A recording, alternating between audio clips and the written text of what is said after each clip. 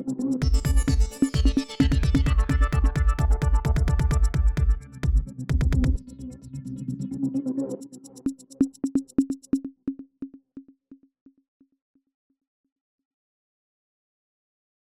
has always been compulsory to study maths until the age of 16 for a GCSE grade.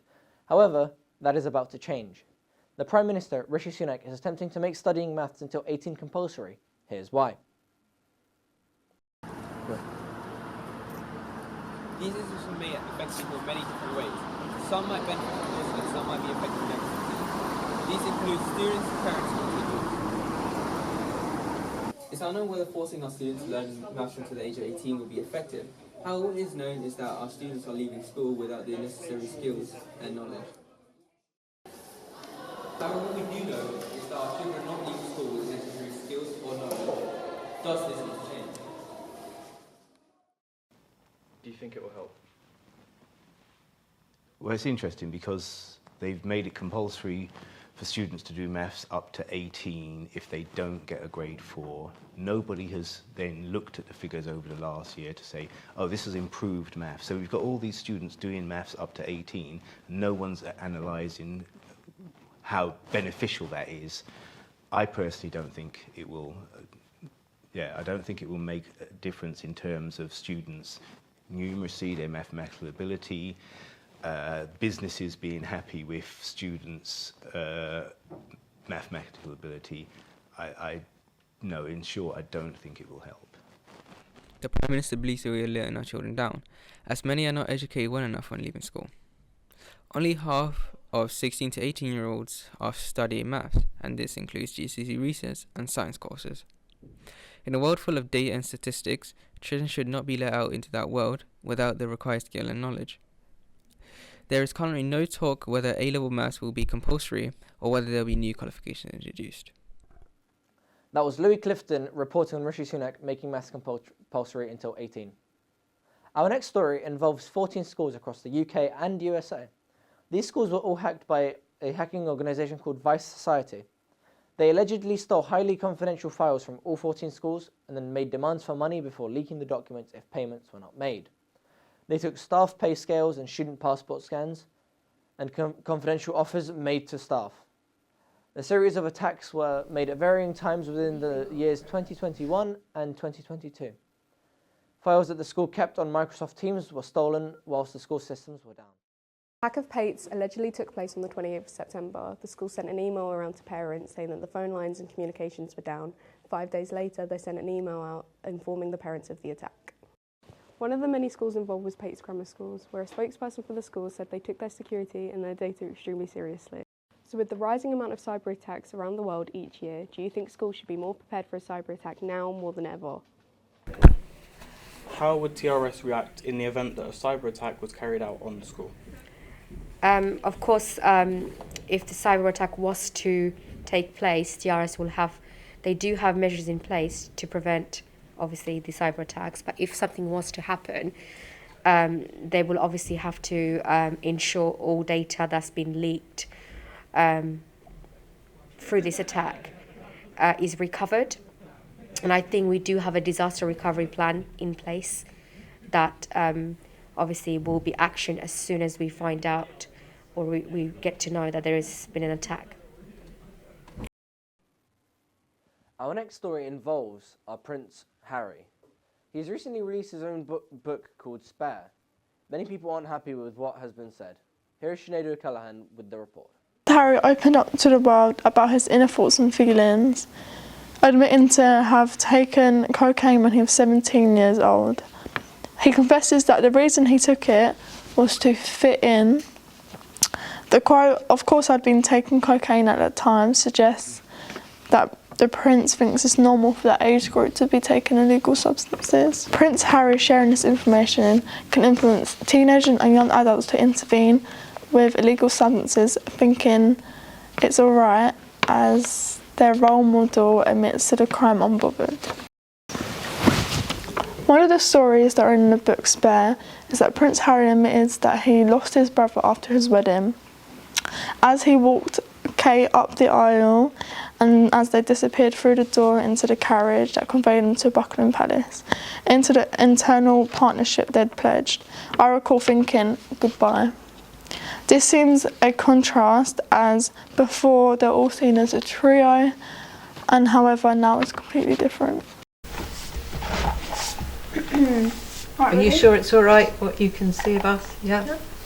Do you reckon because the producer of the book is so high in society, the number of sales become greater than the average author? I think his sales will be greater because of the hype, the publicity, because he's royal, and not necessarily because it's good writing, but just because he's very, very famous. Okay, what is your opinion on the book? I haven't read the book because I am a monarchist, not a royalist, not a monarchist, so I haven't read it. But I've heard lots about it on the internet, and I think that maybe people really do need to read it because there's lots of lies, I think, told. Do you feel that the book Spare will influence teenagers and young adults to do illegal activities, thinking it's okay because their role model is doing the same? I'm not sure young people are going to read it because, as we discussed, he's in his 30s. Possibly, but then his life is so different from theirs that maybe they won't connect with him. Not sure. Now, we will be diving into the topic of ULEZ, the ultra-low emission zone.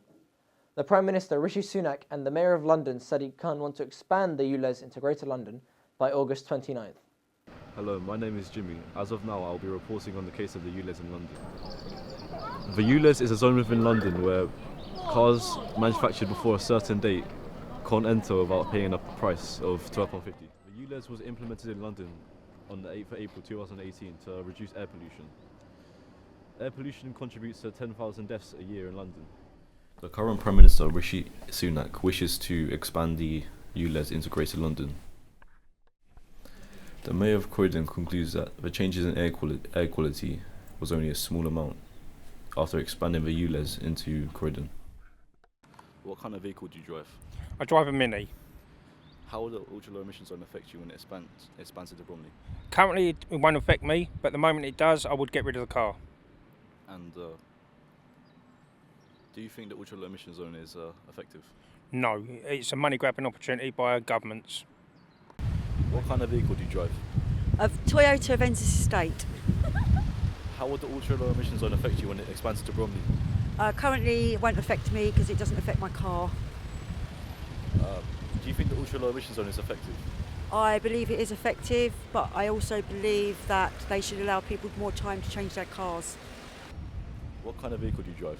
Suzuki Alto. How will the expansion of the ultra-low emission zone affect you? It won't affect me, no, my car's not old enough. Do you think the ultra-low emission zone is effective? Not in this area, no. Say in central London, I think, but I don't think it's necessary in this area. Now, we will be diving into the topic of ULEZ, the ultra-low emission zone. The Prime Minister Rishi Sunak and the Mayor of London Sadiq Khan want to expand the ULEZ into Greater London by August 29th. Now I will be passing over to our next story.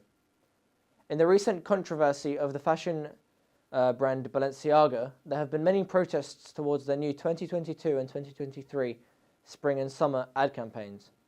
It involved children in an inappropriate manner, and in one there was a little child holding a teddy bear that appeared to be wearing some sort of BDSM garments.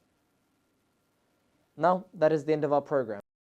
Many people see this tiny protest as necessary as the brand is seen as exploiting and sexualizing children. Joe Brothers said, "I did it due to the inherent photo shoots Balenciaga did and their association with various other people." Joe Brothers, known as the Average Man, vandalized the store as a part of his luxury vandalism campaign. The vandalism was captured by pedestrians strolling the streets of central London. It was then uploaded to the social media app TikTok, which was captioned, "Enjoying the lights in central London," and you see Balenciaga getting cancelled. I think the protests are important. I think clearly these are statements and things that are happening that isn't necessarily being talked in the media, and if the only way of us being made aware of it is to take an artist to make a stance and make, vandalising these shops. I think it's really important for them to do that, and I think it needs to be encouraged because these things need to be spoken about. Well, Balenciaga is a luxury brand, so I believe they probably made it quite fancy, so it sort of fit into the theme of what Balenciaga stands for, and hopefully that it would almost blend into the shop, or into the shop even, so that maybe at first it wasn't noticed, it wasn't this sort of really clashing thing. Well, if he spray painted it over, that would be really obvious, and maybe a way of like making us unaware of it, so seeing if it could stay up on the shop for longer, so more people would see it and become aware of it.